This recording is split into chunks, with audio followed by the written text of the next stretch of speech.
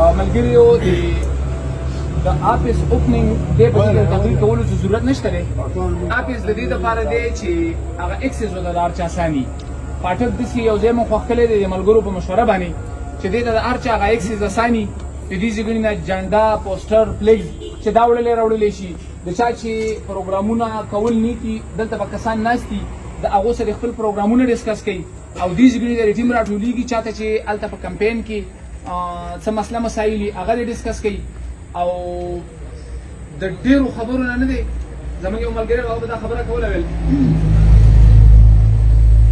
د شلو مشورو نه ویل یو عملي قدم ښه دی. موږ به خبرې هم کوو خامخا به یې کوو ځکه چې موږ سیاسي خلک یو نو خبرې خو به خامخا کوو. خو زه داسې وایم دا دلته چې دا څومره کسان ولاړې وي دا تاسو ټول د خپل کلي د خپل چم او د خپلو خاندانونو مشران یې وئ. تاسو دې ته مه ایسارېږئ چې ایم این اے صاحب به څه وایي منسټر صاحب به پروګرام ارینج کوي یا به زمونږ حمید ایم پی اے صاحب کوي یا به ناظم صاحب کوي یا به د پارټۍ نو دلته صدور ناست دي یوت پریزیډنټ ناست دي آی سیپ والا دي. د هر چا دا ذمواري ده. تکړه سړی به 15 وټه پیدا کوي بیکاره سړی به یو پیدا کوي خو اچیومنټ خو دی که نه. تاسو وګرځئ په هغه کسانو پسې په زیر دې چې فرض کرې موږ کینو او تماشه کوو چې څه به کېږي د خیر اچوره چې غټ پروګرام و هغې له به لاړ شمه که د دې نه غټ و هغې له به لاړ شمه. نه نه داسې نه ده.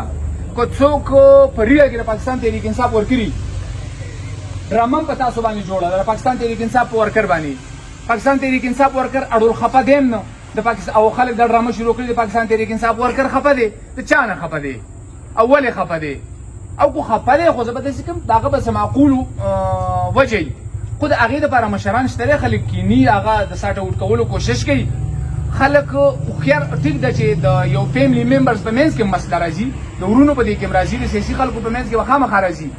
خو د هغې دپاره یو رول شته یو لاره شته یو ښودنه د چا شته دی چې خلک په هغې باندې ځي. او بیا چې کله د مقصد ټیم راځي بېکاره سړی په داسې ټایم کې خفه کېږي.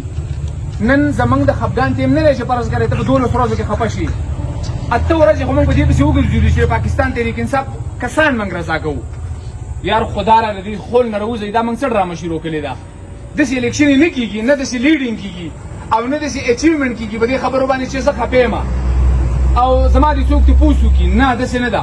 ته د نر غونډه کې میدان ته راوځه ته کمپین وکړه ووټ پیدا کړه منډه ترله وکړه سار له وګټه د هغې تر 11 تاریخ نه وروسته به بلا ژوند دی کې به نو خبرې وکړه د چا نه دي ګیله ده د هغې څه به کړي نو خپلې مسلې به حل کړو.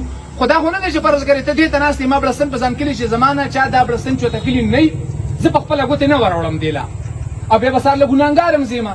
ما ته خو رحمت الله نه وویلي وروره به جار درته وامه دا خلک دا کوم چې ولاړې وي دا کوم چې د میډیا په وساطت باندې زما خبره اورئ دا کسان یاره د الله خاطر وکړئ راوځئ دې کمپین ته محنت وکړئ. دا کومې چې کوئ لکه ټیک دی سیټ روان دی خو په کار ده چې بهی زمونږ مقتدر پارټي ده په کار ده چې د دې نه یو په لسه باندې نور ښکلی شي په کار ده چې ښکلی شي. بهی زمونږ څه نور تاسو څه غواړئ د پاکستان تحریک انصاف 4-5 مشران د باجوړ په یو پیج باندې دي. ښه په ورکر کې څه چل دی اوس تاسو ولې نه راوځئ تاسو ولې کمپین نه کوئ. کومې چې نه کوي هغه کسان یادومه کومې چې کوي هغه زه اپریشیټ کوم ټول ملګري لګې دي. خو ځینې داسې ملګري چې لکه د هغو څه دا خبره خوند نه کوي چې په کور کې کښېني. کاینلي هغه ملګرو ته زما دا خواست دی چې هغې راوځي که ګیله شکوې زما نه وي که د مشرانو نه وي نو زه په دې ټیم کې د مایک ته ولاړ یم خبرې کوم زه د خپلو مشرانو د سایډ نه هم د هغو نه معافي غواړم. خو راوځئ او که دا خبره بیخي د معافۍ نه وه نو د 11 تاریخ نه وروسته به ورته کښېنو مشران شته دی چې کومه سزا یې وه هغه به وله خیر دی خوښه وکړو خو کم از کم کمپین وخرابوئ او خپل بوټ مه خرابوئ. دغه مې راته خواست دی ډېره مننه عزتمن شئ.